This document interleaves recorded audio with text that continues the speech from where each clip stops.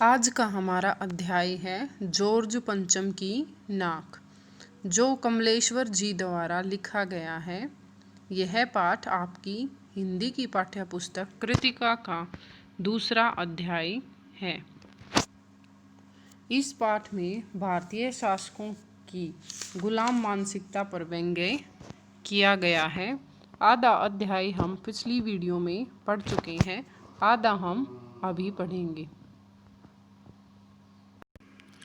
जब रानी एलिजाबेथ भारत और नेपाल के दौरे पर आने वाली थी, तो उस समय दिल्ली में जो जॉर्ज पंचम की मूर्ति है, जो लाट है, उसकी नाक गायब कर दी गई।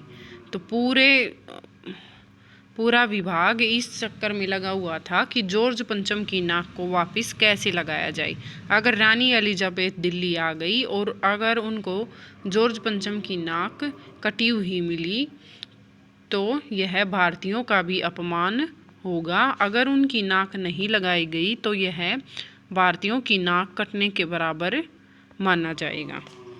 ठीक है, आगे हम देखते हैं कि सब हुकामों ने एक दूसरे की तरफ ताका। जब मीटिंग हुई तो सभी अधिकारियों ने एक दूसरे की तरफ देखा। एक की नज़र ने दूसरे से कहा कि यह बताने की जिम्मेदारी तुम्हारी है कि जब उसको मूर्तिकार को बुलाया गया और मूर्तिकार ने ये कहा कि मुझे इस बात की जानकारी दी जाए कि इस लाट के लिए पत्थर कहाँ से लाया गया था, तब सब अधिकारी एक दूसरे का मुंह ताकने लगे। नज़रों में सब एक दूसरे से कहने लगे कि यह काम बताने की जिम्मेदारी आपकी है। मतलब अपना काम एक दूसरे पर वो टालने लगे। तो सारी जिम्मेदारी आखिर में एक क्लर्क को सौंप दी गई। ठीक है, छोटे अधिकारियों को वो जिम्मेदारी सौंप दी गई। जो बड़े अधिकारी थे उन्होंने अपनी जिम्मेदारी ढंग से न निभा सके वो। तो इस बात की पूरी छानबीन करने के लिए एक क्लर्क को यह काम सौंपा गया। पुरातत्व विभाग की फाइलों के पेट चीरे गए, पर कुछ भी पता नहीं चला। पुरातत्व विभाग क्या होता है? जो ये प्राचीन स्मारक या प्राचीन स्थल होते हैं, तो इनके रख रखाव की जिम्मेदारी पुरातत्व विभाग की होती है। तो जो पुरातत्व विभाग की फाइलें थी, पेट चीरे गए, मतलब उन फाइलों को खंगाला गया, ढूंढा गया उनके, पर कुछ भी उनके द्वारा पता नहीं चला। क्लर्क ने लौटकर कमेटी के सामने कांपते हुए बयान किया। क्लर्क ने मतलब अपनी तरफ से पूरी कोशिश की, लेकिन वह कुछ पता नहीं लगा पाया। तो क्लर्क ने वापस आकर कमेटी के सामने अपना बयान दिया कि सर, मेरी खता माफ़ हो। खता मतलब मेरी गलती माफ़ कर दीजिए। फाइलें सब कुछ हजम कर चुकी हैं। ठीक है, फाइलें इतनी पुरानी हो चुकी हैं, फटी पुरानी हैं कि उनमें ढूंढना नामुमकिन है। हुकामों के चेहरे पर उदासी के बादल छा गए। यह बात सुनकर जो सरकारी अधिकारी थे उनके चेहरों पर उदासी छा गई।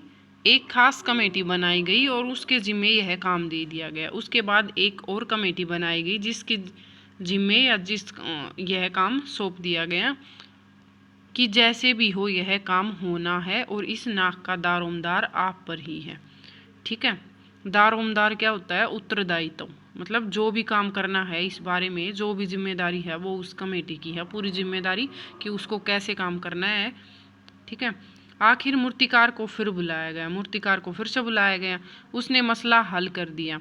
वह बोला, पत्थर की किस्म का ठीक पता नहीं चला तो परेशान मत होइए, मैं हिंदुस्तान के हर पहाड़ पर जाऊंगा और ऐसा ही पत्थर खोज कर लाऊंगा। ठीक है, मूर्तिकार ने क्या कहा कि ठीक है, पता नहीं चला तो कोई बात नहीं, मैं हिंदुस्तान के हर पहाड़ पर जाऊंगा और ऐसा ही पत्थर खोज कर ले आऊँगा। कमेटी के सदस्यों की जान में जान आई। यह बात सुनकर उनके चेहरे खिल गए। सभापति ने चलते चलते गर्व से कहा, ऐसी क्या चीज़ है जो हिंदुस्तान में मिलती नहीं? जो सभापति था, उनका अध्यक्ष था, मुख्य अधिकारी था, उसने गर्व से, घमंड से कहा कि ऐसी क्या चीज़ है जो हिंदुस्तान में नहीं मिल सकती? पत्थर तो क्या बड़ी चीज़ है। हर चीज़ इस देश के गर्भ में छिपी है, ज़रूरत खोज करने की है। कि हिंदुस्तान में हर चीज़ छिपी हुई है, बस खोज करने वाला होना चाहिए। खोज करने के लिए मेहनत करनी होगी, इस मेहनत का फल हमें मिलेगा। तो उसकी खोज करने के लिए मेहनत करनी पड़ेगी और मेहनत का फल भी हमें मिल जाएगा। आने वाला ज़माना खुशहाल होगा। यह छोटा सा भाषण फ़ौरन अखबारों में छप गया। मूर्तिकार हिंदुस्तान के पहाड़ी प्रदेशों और पत्थरों की खानों के दौरे पर निकल पड़ा। उसने खोज शुरू कर दी। मूर्तिकार ने पत्थर की। कुछ दिन बाद वह हताश लौटा। हताश मतलब निराश होकर लौटा। उसके चेहरे पर लानत बरस रही थी। ठीक है, लानत होता है धिक्कार। उसका चेहरा देखकर समझ में आ रहा था कि यह खोज नहीं कर पाया है। उसने सिर लटकाकर खबर दी। हिंदुस्तान का चप्पा चप्पा खोज डाला, पर इस किस्म का पत्थर कहीं नहीं मिला। यह पत्थर विदेशी है। मूर्तिकार ने क्या कहा कि मैं हिंदुस्तान के हर कोने को ढूंढ लिया मैंने, लेकिन यह पत्थर कहीं नहीं मिला। यह पत्थर भी विदेशी है। सभापति ने तैश में आकर कहा, तैश मतलब जोश में आकर कहा, लानत है आपकी अकल पर कि आपकी बुद्धि पर धिक्कार है। विदेशों की सारी चीज़ें हम अपना चुके हैं, दिल, दिमाग, तौर तरीके, रहन सहन। जब हिंदुस्तान में बाल डांस तक मिल जाता है तो पत्थर क्यों नहीं मिल सकता? कि हम विदेशों की सारी चीज़ें अपना चुके हैं। यह बात उन्होंने खींच कर कही। दिल, दिमाग मतलब उनकी तरह काम करने के तरीके, रहने सहने के ढंग, सब कुछ हम अपना चुके हैं, तो यह पत्थर क्यों नहीं मिला? मूर्तिकार चुप खड़ा था। सहसा उसकी आंखों में चमक आ गई। ठीक है, अचानक उसकी आंखों में चमक आ गई। उसने कहा, एक बात मैं कहना चाहूँगा, लेकिन इस शर्त पर कि यह बात अखबार वालों तक न पहुँचे। ठीक है, क्या बताया उसने? सभापति की आंखों में भी चमक आ गई।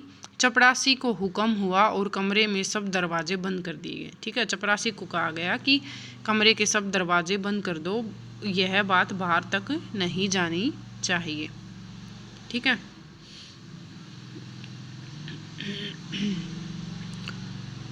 तब मूर्तिकार ने कहा, देश में अपने नेताओं की मूर्तियां भी हैं। अगर इजाज़त हो और आप लोग ठीक समझे तो मेरा मतलब है, तो जिसकी नाक इस लाट पर ठीक बैठे उसे उतार लाया जाए। कि हमारे देश में जो हमारे देशभक्त नेता हैं उनकी बहुत सी मूर्तियां लगी हुई हैं। अगर मतलब उनकी मूर्ति इस मूर्ति की लाट पर ठीक बैठ जाए तो हम उसकी नाक को उतार लेते हैं और इस पर लगा देते हैं। मूर्तिकार की इस बात से पता चलता है कि उनकी नज़रों में दिखावा ही सब कुछ है और देशभक्तों का सम्मान उनकी नज़र में कुछ नहीं है। तो मतलब हमारे भारत में जो नेताओं की मूर्तियाँ थी उनकी लाट से नाक उतारना देशभक्तों का अपमान यहाँ दिखाता है। ठीक है, उनके त्याग और बलिदान का यह अपमान था। जिन लोगों ने राष्ट्र के स्वाभिमान के लिए जो शहीद हो गए, अपनी जान का बलिदान दे दिया, ऐसे लोगों का उन्होंने अपमान किया इस बात से।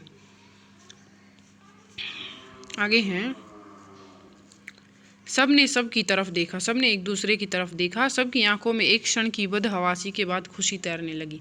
सभी इस बात को सुनकर खुश हो गए। सभापति ने धीमे से कहा, लेकिन बड़ी होशियारी से, कि तुम्हें यह काम बड़ी होशियारी से करना है, किसी को पता नहीं चलना चाहिए। और मूर्तिकार फिर देश दौरे पर निकल पड़ा। मूर्तिकार फिर से दौरे पर निकल पड़ा ढूंढने के लिए। जॉर्ज पंचम की खोई हुई नाक का नाप उसके पास था। दिल्ली से वह मुंबई पहुंचा। दादा भाई नौरोजी, गोखले, तिलक, शिवाजी, कांवस जी, जहांगीर, सब की नाकें उसने टटोली, नापी और गुजरात की ओर भागा। मतलब हर एक मूर्ति के नाक की नाप उसने ली, लेकिन किसी का भी नाप मतलब जॉर्ज पंचम की नाक के समान नहीं था। इस बात को हम ऐसे भी कर सकते हैं कि हमारे भारतीय देशभक्तों का सम्मान जॉर्ज पंचम से कहीं अधिक था। फिर वह गुजरात की ओर भागा। गांधी जी, सरदार पटेल, विट्ठल भाई पटेल, महादेव देसाई की मूर्तियों को परखा और बंगाल की ओर चला तो गुरुदेव रविंद्रनाथ, सुभाष चंद्र बोस, राजा राम मोहन राय आदि को भी देखा। नाप जोख की और बिहार की तरफ चला। बिहार होता हुआ उत्तर प्रदेश की ओर आया। चंद्रशेखर आज़ाद, बिस्मिल, मोतीलाल नेहरू, मदन मोहन मालवीय की लाटों के पास गया। घबराहट में मद्रास भी पहुंचा। सत्यमूर्ति को भी देखा और मैसूर, केरल आदि सभी प्रदेशों का दौरा करता हुआ पंजाब पहुंचा। लाला लाजपत राय और भगत सिंह की लाटों से भी सामना हुआ। आखिर दिल्ली पहुंचा और उसने अपनी मुश्किल बयान की। मतलब पूरे देश का दौरा करके हर एक मूर्ति का नाप लेकर वह वापस दिल्ली पहुंचा और अपनी मुश्किल सबके सामने बयान की। पूरे हिंदुस्तान की परिक्रमा कराया, पूरे हिंदुस्तान में घुमाया, सब मूर्तियां मैंने देख ली, सब की नाकों का नाप ले लिया, पर जॉर्ज पंचम की इस नाक से सब बड़ी निकली। ठीक है, सभी देशभक्तों का सम्मान जॉर्ज पंचम से कहीं अधिक था। सुनकर सब हताश हो गए, हताश मतलब निराश हो गए और झुंझलाने लगे। मूर्तिकार ने ढांढस बंधाते हुए, धैर्य बंधाते हुए आगे कहा, सुना है कि बिहार सेक्रेटेरिएट के सामने सन 42 में शहीद होने वाले बच्चों की मूर्तियां स्थापित है। मूर्तिकार ने क्या बताया उसको कि बिहार सेक्रेटेरिएट के सामने सन 42 में शहीद होने वाले बच्चों की मूर्तियां स्थापित हैं, शायद बच्चों की नाक ही फिट बैठ जाए।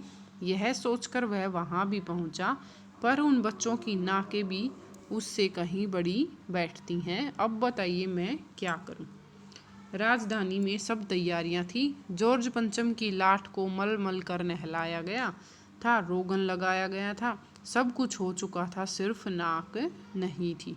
ठीक है, बात फिर बड़े हुकामों तक पहुंची, बड़ी खलबली मची। अगर जॉर्ज पंचम के नाक न लग पाई तो फिर रानी का स्वागत करने का क्या मतलब।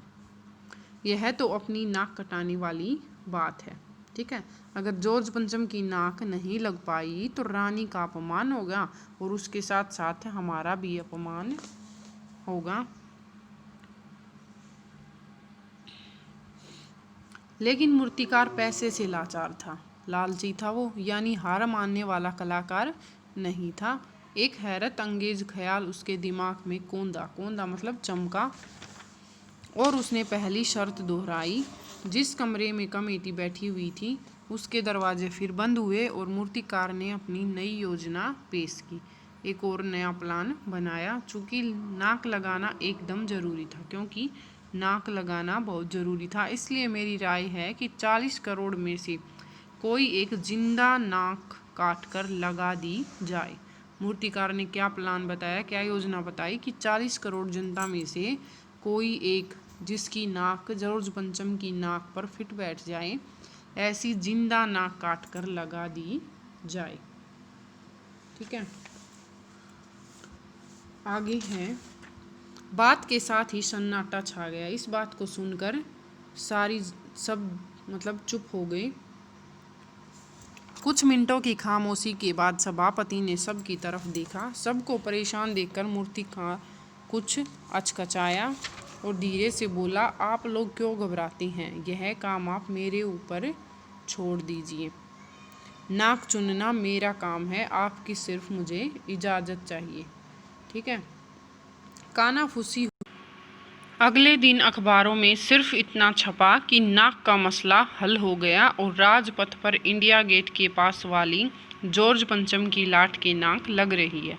अगले दिन अखबारों में सिर्फ क्या छपा कि नाक का जो मसला था वो हल हो गया और राजपथ पर इंडिया गेट के पास वाली जॉर्ज पंचम की जो मूर्ति थी उस पर नाक लग गई। ठीक है,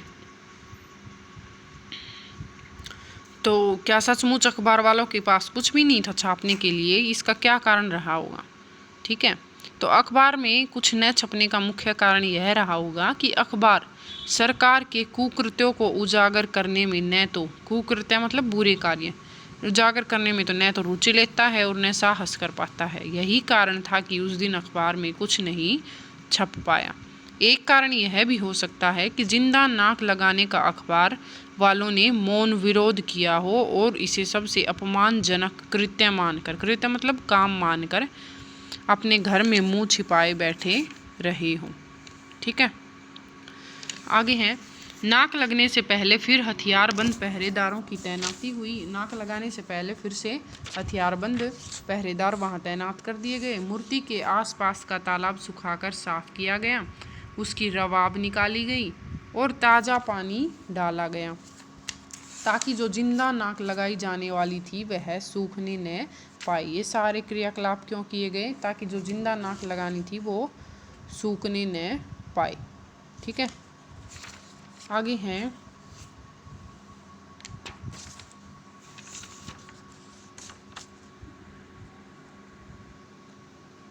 इस बात की खबर जनता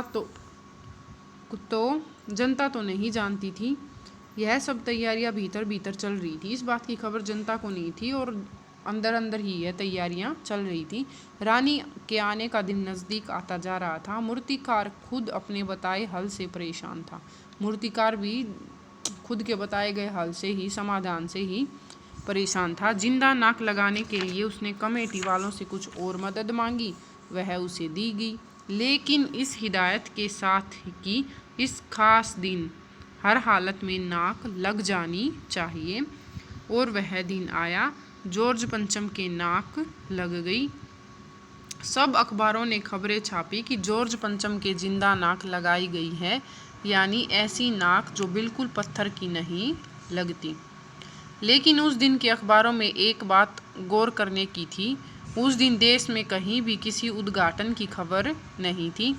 किसी ने कोई फीता नहीं काटा था, कोई सार्वजनिक सभा नहीं हुई थी, कहीं भी किसी का अभिनंदन स्वागत नहीं हुआ था, कोई मान पत्र भेंट करने की नौबत नहीं आई थी, किसी हवाई अड्डे या स्टेशन पर स्वागत समारोह नहीं हुआ था, किसी का ताज़ा चित्र नहीं छपा था। सब अखबार खाली थे। पता नहीं ऐसा क्यों हुआ था। नाक तो सिर्फ एक चाहिए थी, वह भी बुत के लिए। ठीक है, बुत क्या होता है? ऐसा जैसे मूर्ति वगैरह होती है जो निर्जीव चीज़ होती हैं, उनके लिए बुत का प्रयोग किया जाता है। ठीक है, सभी अखबार खाली थे। कोई अभिनंदन नहीं हुआ, कोई स्वागत समारोह नहीं हुआ। यह क्यों नहीं हुआ? क्योंकि सभी हुक्काम, सभी अधिकारी जानते थे कि बुत पर जिंदा नाक लगाना और किसी की नाक उतारना बिल्कुल गलत कार्य है, अनुचित है। अपनी लज्जाजनक प्रवृत्ति, स्वभाव को वो अंदर ही अंदर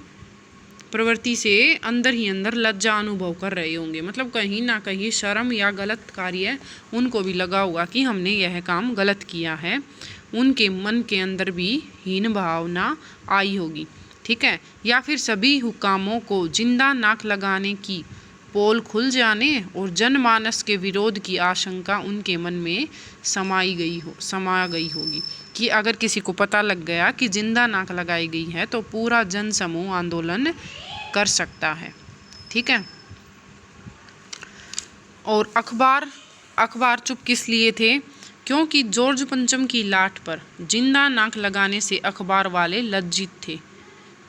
ठीक है, जिस जॉर्ज पंचम की तुलना छोटे बच्चे से भी न की जा सके और जिसके अत्याचार को इतिहास भी शायद भूला नहीं था, उस जॉर्ज पंचम की लाट पर अपने सम्मान की नाक कटवाकर जिंदा नाक फिट की गई।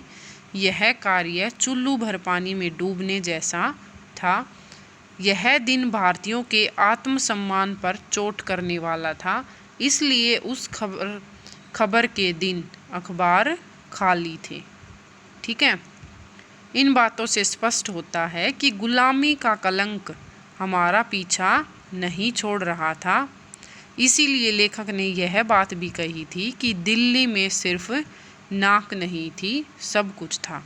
अर्थात दिल्ली में किसी चीज़ का अभाव था तो वह था केवल आत्मसम्मान तथा स्वाभिमान का। ठीक है, यह था हमारा आज का पाठ। वीडियो अच्छी लगे तो लाइक और शेयर करें तथा चैनल को सब्सक्राइब करें।